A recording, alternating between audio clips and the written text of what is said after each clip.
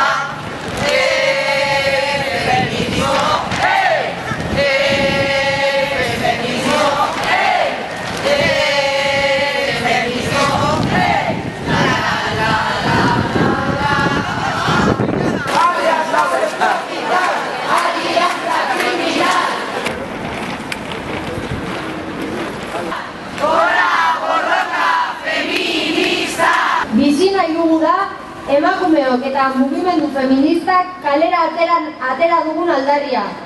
Sistema patriarkalak emakumeon gorputz eta bizitzetan dituen ondorio larriak salatuko ditugu etengabe.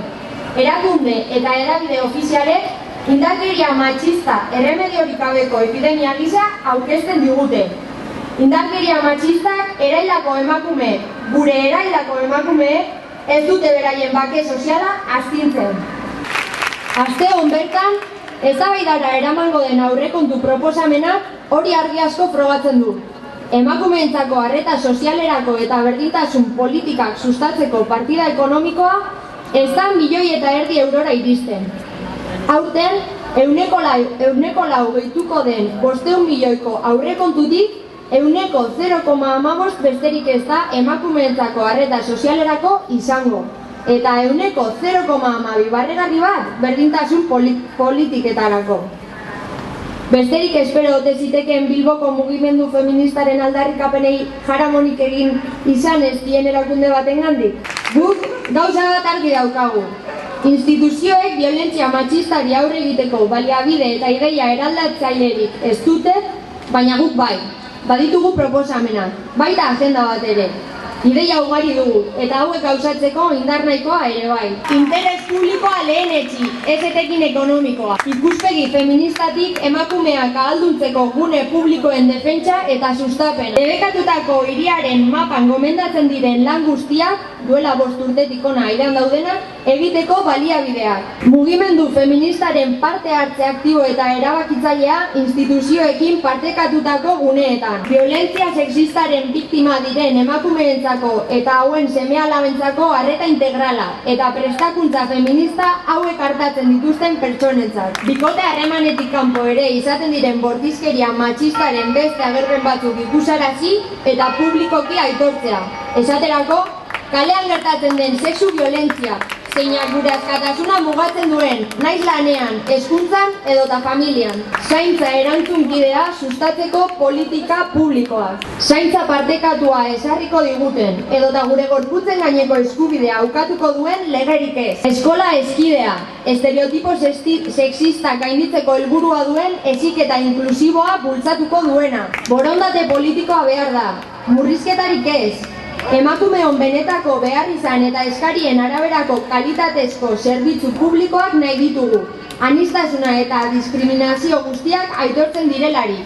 Esaterako, emakume migratuak, presoak, anistasun funtzionala dutenak, hijitoak, errefuxiatuak eta abar. Gaur mobilizatzen ari gara, eta hortan jarraituko dugu.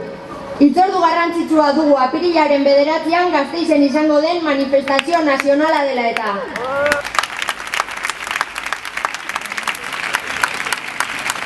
Zutik emakumeak